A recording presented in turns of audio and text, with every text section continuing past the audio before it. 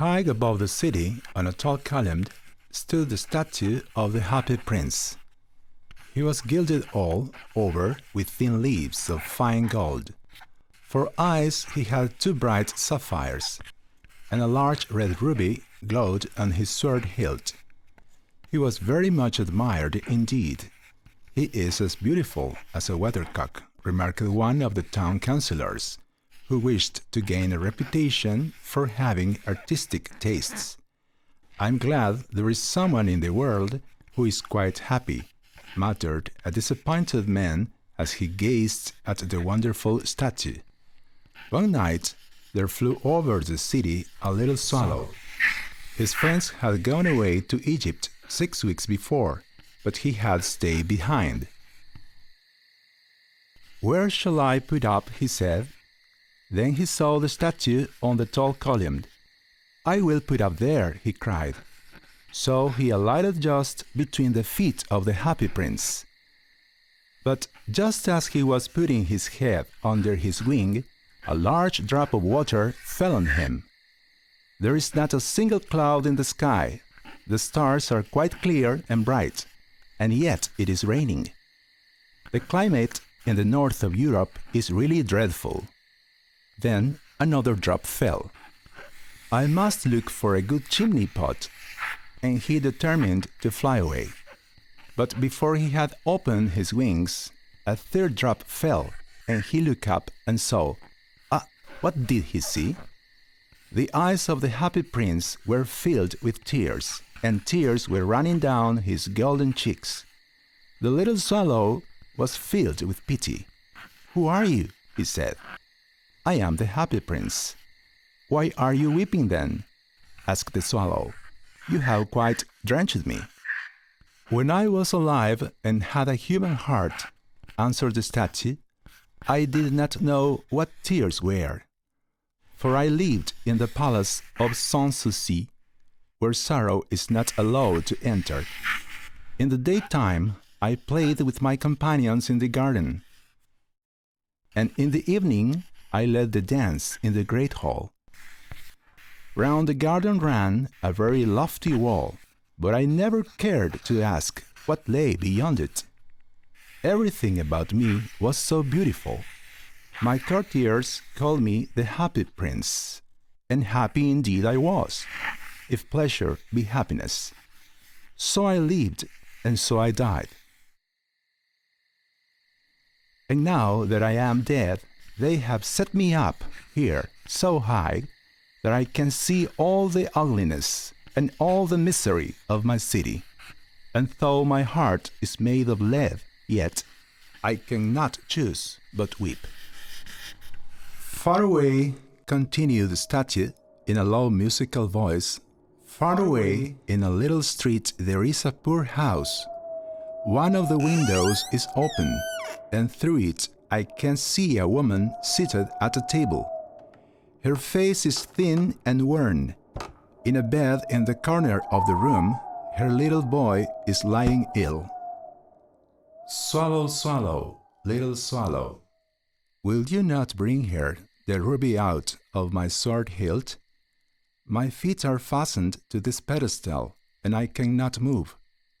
"I am waited for in Egypt," said the swallow. "Swallow, swallow, little swallow," said the prince, "will you not stay with me for one night and be my messenger?" "I don't think I like boys," answered the swallow. "Last summer, when I was staying on the river, there were 2 rude boys, the miller's sons, who were always throwing stones at me. They never hit me, of course." But the Happy Prince looked so sad that the little swallow was sorry. "It is very cold here," he said, "but I will stay with you for one night and be your messenger." "Thank you, little swallow," said the prince. So the swallow picked out the great ruby from the prince's sword and flew away with it in his beak over the roofs of the town. Then the swallow flew back to the Happy Prince and told him what he had done. "It is curious," he remarked, "but I feel quite warm now, although it is so cold."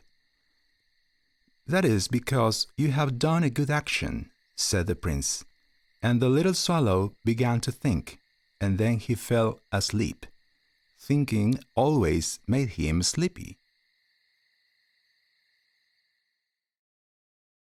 "Swallow, swallow, little swallow," said the prince, "will you not stay with me one night longer?"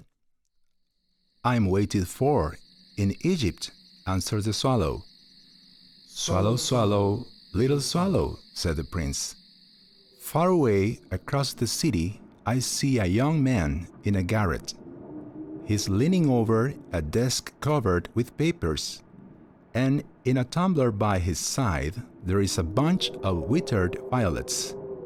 His hair is brown and crisp, and his lips are red as a pomegranate, and he has large and dreamy eyes. He's trying to finish a play for the director of the theater, but he's too cold to write anymore. There is no fire in the grate, and hunger has made him faint." "I will wait with you one night longer," said the swallow, who really had a good heart. "Shall I take him another ruby?" "Alas, I have no ruby now," said the prince. "My eyes are all that I have left. They are made of rare sapphires. Pluck out one of them and take it to him. He will sell it to the jeweler and buy food and firewood and finish his play." "Dear prince," said the swallow, "I cannot do that." And he began to weep. "Swallow, swallow, little swallow," said the prince, "do as I command you." So the swallow plucked out the prince's eye and flew away to the student's garret. "Swallow, swallow, little swallow," said the prince, "will you not stay with me one night longer?" "It is winter," answered the swallow, "and the chill snow will soon be here. Dear prince, I must leave you, but I will never forget you." "In the square below," said the happy prince, "there stands a little match girl. She has let her matches fall in the gutter, and they are all spoiled. Her father will beat her if she does not bring home some money, and she's crying. She has no shoes or stockings, and her little head is bare. Pluck out my other eye and give it to her." "I will stay with you one night longer," said the swallow, "but I cannot pluck out your eye. You will be quite blind then." "Swallow, swallow, little swallow," said the prince, "do as I command you."